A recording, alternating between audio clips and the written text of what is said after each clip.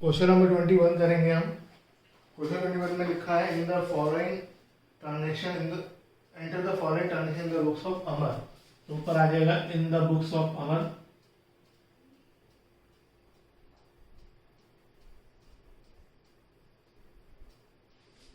क्योंकि क्वेश्चन में कोई डेट नहीं है, नंबर दे रखा है, जैसा दे रखा हो एबीसीडी दे रखा हो तो एबीसीडी डालोगे, रोमन नंबर में दे रखा हो तो रोमन नंबर में लिखोगे और सिंपल नंबर में दे रखा होगा सिंपल नंबर में लिखोगे। क्वेश्चन के हिसाब से ही क्वेश्चन नंबर डलेगा।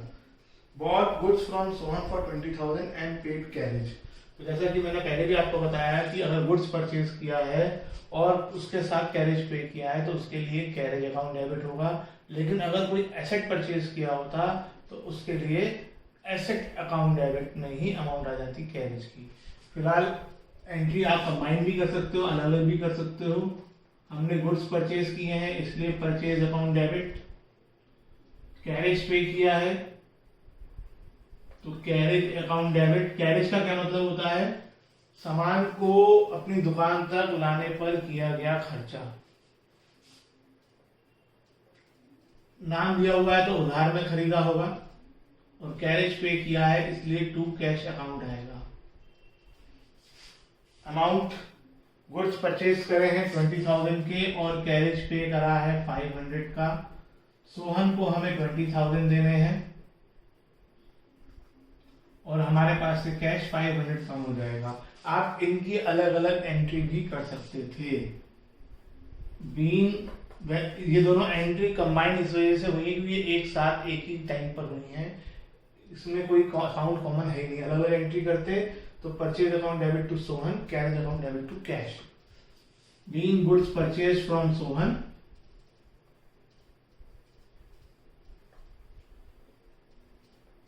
एंड कैरेज एक साथ एंट्री करने से ज्यादा मीनिंग क्लियर हो पाता है कि कैरेज जो पे किया गया होगा इस गुड्स पर किया गया होगा। अलग से करोगे तो किससे रिलेटेड है पता चलना कई बार मुश्किल हो जाता है। Bought a horse for delivering goods to customer. हमने हॉर्स खरीदा है तो जब हम कोई एनिमल खरीदते हैं तो उसके लिए उसका नाम नहीं लिखते, वो हमारे लिए एसेट ही हुआ। उसके लिए वर्ड यूज होता है live stock. Live stock account debit to cash account.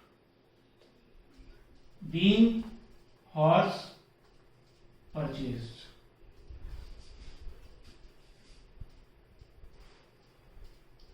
Third में लिखा है कि मोटरसाइकिल खरीदी है पर्सनल यूज के लिए अमर ने और चेक से पे किया है। तो मोटरसाइकिल बिजनेस में नहीं आ रही है, घर जा रही है, तो इसलिए ड्रॉइंग्स अकाउंट डेबिट होगा।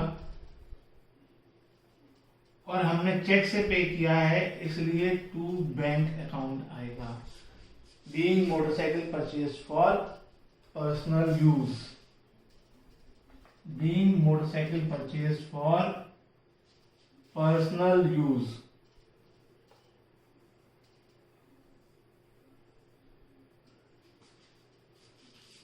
Sold goods to Mohan of list price 30,000 less 10% trade discount. हमने गुड्स सोल्ड करे हैं मोहन को तो मोहन डेबिट हो जाएगा और सेल्स क्रेडिट हो जाएगा। अमाउंट आप खुद निकालोगे। Being goods sold to Mohan कैसे निकालेंगे? लिस्ट प्राइस में से 10% निकाल के माइनस कर देंगे। Next, an old machine of book value 40,000 is exchanged for a new machine costing 1 lakh. The old machine is valued at 30,000 by Goyal store. Goyal store जो है वो पुरानी मशीन ले गए और नई मशीन आपको दे दी तो आपके पास मशीनरी आ जाएगी। तो मशीनरी अकाउंट डेबिट। डिफरेंशिएट करने के लिए यहां पे न्यू लिख दो ब्रैकेट में। हमने इसके बदले ओल्ड मशीन दे दी तो टू मशीनरी अकाउंट ब्रैकेट में ओल्ड। कुछ पेमेंट भी करी। टू चेक से पे करा है, कैश पे पे करा है?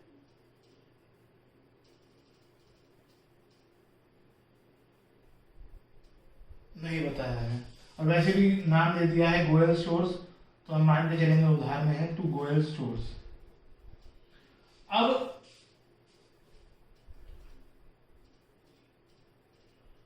क्या कहते हैं, एक इम्पोर्टेंट चीज इसमें और है कि पुरानी मशीन जो थी वो 40 की थी, लेकिन गोयल स्टोर्स ने कहा कि वो सिर्फ 30,000 में हम लेके जाएंगे।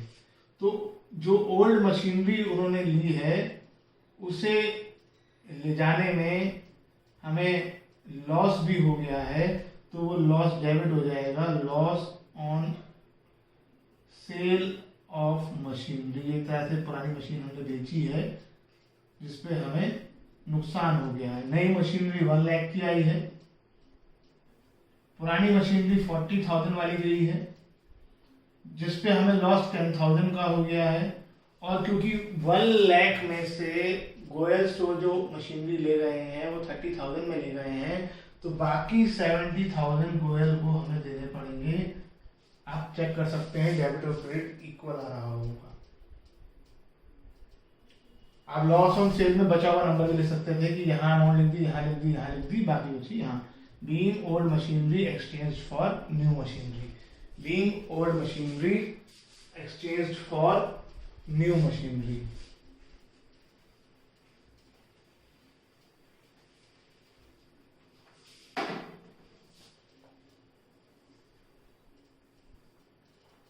Next, 6th, received a check from Mohan. Mohan कौन था, जिसे हमने गुड्स बेचे थे, under 2% cash discount and deposited in the bank after 2 days। हमें चेक मिला है तो, और उसे हमने 2 दिन बाद बैंक में जमा करा है, तो आज हम क्या एंट्री करेंगे, cheque in hand account debit, क्योंकि डिस्काउंट दिया है, discount allowed debit to Mohan.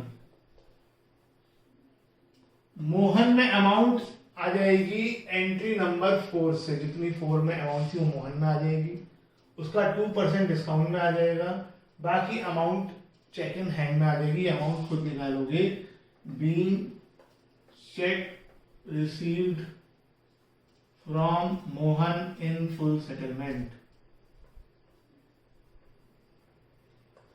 फिर इसके 2 दिन बाद, यहाँ पे कहीं नहीं लिखा तो यहाँ लिख दो, डेट नहीं है तो आफ्टर 2 days ये चेक बैंक में जमा हो गया। जब बैंक में चेक जमा हो गया तो बैंक अकाउंट डेबिट, और क्रेडिट क्या होगा, to cheque in hand account. Amount जो चेक इन हैंड में थी वही अमाउंट यहां पर आ जाएगी, being cheque deposited into bank. Date दे रखी होती तो यहां पर 2 दिन बाद की डेट डाल देते हैं। 7th, cheque of Mohan dishonour due to his insolvency. Mohan का चेक डिसऑनर हो गया, मोहन से पैसे नहीं मिल पाए। जब मोहन से पैसे नहीं मिल पाए क्योंकि उसका चेक डिसऑनर हो गया, तो हमने तो बैंक बढ़ा दिया था तो बैंक को कम करेंगे, और हमने कहा था मोहन से पैसे आ गए और मोहन के अकाउंट को भी कम कर दिया था, तो मोहन को वापस बढ़ाना पड़ेगा, तो डेटर्स बढ़ जाएंगे यानी एसेट्स बढ़ जाएंगे, मोहन डेबिट हो जाएगा और बैंक क्रेडिट हो जाएगा। और हमने जो डिस्काउंट अलाउ किया था कि पैसे टाइम पर मिल गए, वो डिस्काउंट भी वापस डिसअलाउ हो जाएगा, और ये डिस्काउंट अलाउड ही यहाँ पर क्रेडिट होगा। अब ये डिस्काउंट रिसीव क्यों नहीं आया, क्योंकि हमें डिस्काउंट अलाउड को कम करना है, डिस्काउंट रिसीव को बढ़ाना नहीं है। डिस्काउंट अलाउड को कम करना है तो हमने उसी अकाउंट को क्रेडिट कर दिया। अब अमाउंट कैसे आएगी कि बैंक में कितना डाला था वो बैंक वाली अमाउंट यहाँ आ जाएगी, डिस्काउंट जितना यहाँ लिखा था डिस्काउंट यहाँ आ जाएगा, और टोटल अमाउंट मोहन में आ जाएगी। ये काम आपको खुद करना है, being cheque of Mohan dishonour. Next, Mohan could pay only 50 paisa in a rupee due to insolvency. Mohan से सिर्फ पैसा मिला तो कैश अकाउंट डेबिट, लेकिन बाकी पैसा कभी नहीं मिलेगा, ये हम एंट्री कर चुके हैं। Bad debt account debit to Mohan.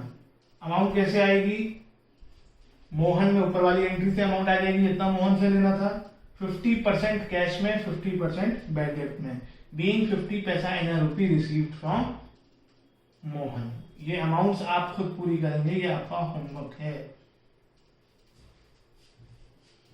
Last 4 depreciation on machinery. Depreciation हमारा एक्सपेंस है इसलिए डेबिट हो जाएगा, और मशीनरी इसकी वजह से कम हो जाएगी, तो एसेट कम हो रहा है इसलिए क्रेडिट हो जाएगा। Depreciation account debit to machinery being depreciation on machinery charge, being depreciation on machinery charge.